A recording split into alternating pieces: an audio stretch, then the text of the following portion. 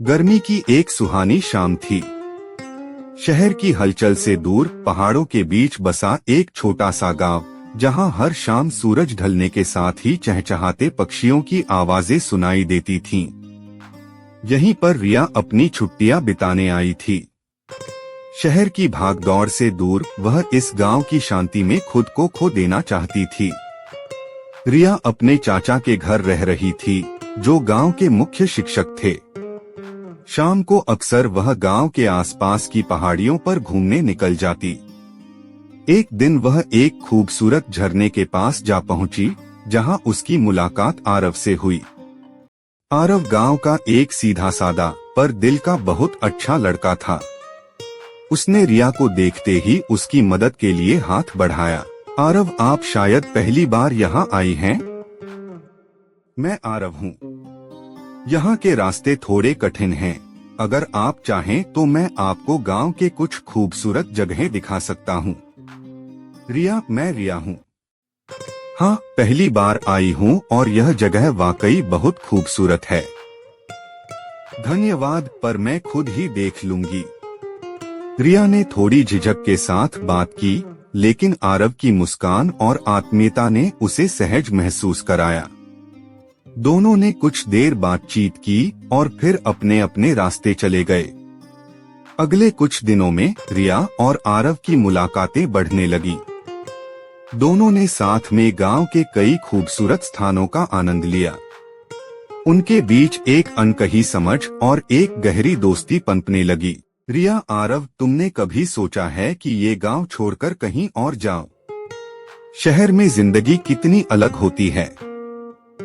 आरव, शहर की जिंदगी शायद आकर्षक हो, लेकिन मेरे लिए यह गांव ही मेरी दुनिया है। यहाँ की सादगी, यहाँ के लोग और यह प्राकृतिक सौंदर्य, ये सब मुझे बहुत प्रिय हैं। एक दिन जब रिया और आरव झरने के पास बैठे थे, रिया ने अपने दिल की बात कहने की हिम्मत जुटाई। रिया, आरव, मुझे नहीं पता यह सब कैसे कहूँ, लेकिन इन दिनों में तुम्हारे साथ जो वक्त बिताया वह मेरी जिंदगी का सबसे खूबसूरत समय था। मैं तुम्हारे लिए कुछ महसूस करने लगी हूँ। आरव ने कुछ पल के लिए चुप्पी साध ली, फिर धीरे से मुस्कुराया। आरव, रिया, मुझे भी तुम्हारे साथ हर पल बहुत खास लगता है। तुम्हारी हंसी, तुम्हारी बातें, सब कुछ मुझे बहुत अच्छा लगता है। लेकिन हमारे रास्ते अलग हैं। तुम शहर की चकाचौंध में पली बढ़ी हो और मैं इस गांव की मिट्टी में। रिया की आंखों में आंसू आ गए, पर वह जानती थी कि आरव सही कह रहा था।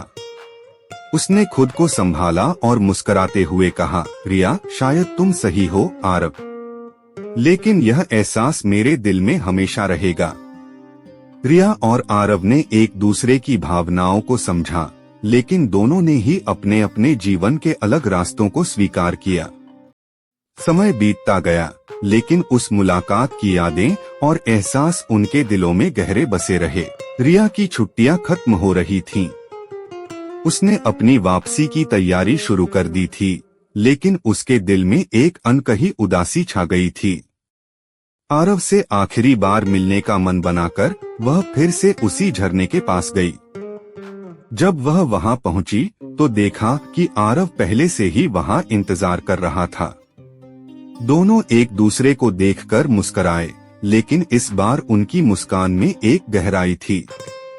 आरव, तुम्हें पता था कि मैं यहाँ मिलूंगा? रिया, शायद दिल की आवाज ने मुझे यहाँ लाया।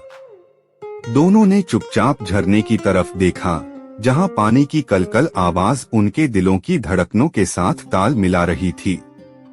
रिया ने अपनी चुप्पी तोड़ी।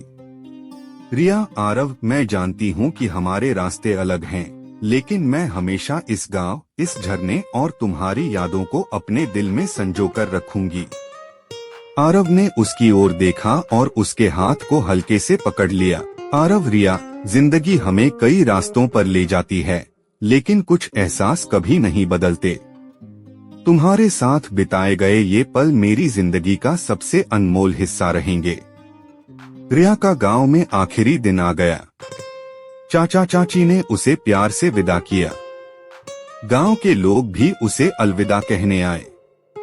लेकिन आरव नहीं आया। रिया की आंखें उसे ढूंढ रही थीं, लेकिन वह कहीं नहीं दिखा। उदासी के साथ उसने गांव को अलविदा कहा और गाड़ी में बैठ गई। वर्षों बीत गए। रिया अब एक बड़ी कंपनी में काम कर रही थी। उसकी जिंदगी में बहुत कुछ बदल गया था, लेकिन आरव और उस गांव की यादें अभी भी उसकी दिल में ताजा थीं। एक दिन उसे अपने ऑफिस से कुछ दिनों की छुट्टी मिली। उसने तुरंत उस गांव जाने का फैसला किया। गांव में पहुंचते ही उसे वही पुराना सुकून महसूस हुआ। उसने सीधे उस झरने की ओर रुख किया। वहां पहुंचकर उसने देखा कि झरने के पास एक नया छोटा सा घर बन गया था। घर के बाहर एक छोटा सा बगीचा था, जहां खूबसूरत फूल खिले हुए थे। रिया ने दरवाजा खटखटाया। दरवाजा खुला और सामने आरव खड़ा था। उसकी आंखों में वही पुरानी चमक थी। दोनों ने बिना कुछ कहे एक दूसरे को देखा और उस पल में उन दोनों ने उन सभी एहसासों को फिर से जी लिया जो सालों पहले उन्होंने एक दूसरे के लिए महसूस किए थे। आरव, रिया, मैं जानता था कि तुम एक दिन वापस आओगी, रिया ने मुस्कुराते हुए कहा, और मुझे पता था कि तुम हमेशा यहीं रहोगे। आरव ने रिया को अंदर आने का इशारा किया। घर के अंदर का माहौल बहुत सादा और शांतिपूर्ण था, जैसे उसकी जिंदगी। दोनों ने चाय बनाई और फिर बगीचे में बैठे। आरव, तो तुम्हारी जिंदगी कैसी चल रही है? शहर की चमक दमक में तुमने खुद को खो तो नहीं दिया? रिया ने मुस्कुराते हुए कहा। नहीं आरव, मैंने खुद को कभी नहीं खोया, लेकिन तुम्हें और इस गांव को बहुत मिस किया। शहर की जिंदगी में कुछ भी ऐसा नहीं था जो इस जगह की सादगी और सुकून की बराबरी कर सके।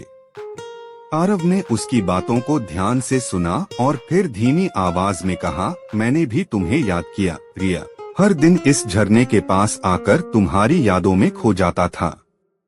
तुमने मुझे सिखाया कि कुछ एहसास हमेशा दिल में बसे रहते हैं, चाहे समय कितना भी बीत जाए। रिया ने एक पल के लिए चुप्पी साध ली, फिर उसने आरव से पूछा, तुमने शादी क्यों नहीं की? आरव, गांव में तो तुमसे शादी करने के लिए बहुत लड़कियां होंगी।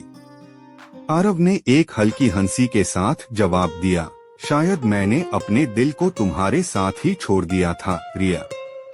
किसी और के साथ वो जुड़ नहीं पाया। रिया की आंखों में आंसू आ गए। उसने धीरे से कहा, मैं भी तुम्हें कभी भुला नहीं पाई आरव। हर कदम पर तुम्हारी यादें मेरे साथ रहीं।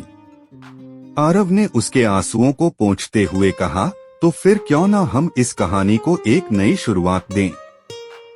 शायद हमारी जिंदगी अब हमें एक साथ रहने का मौका दे रही है।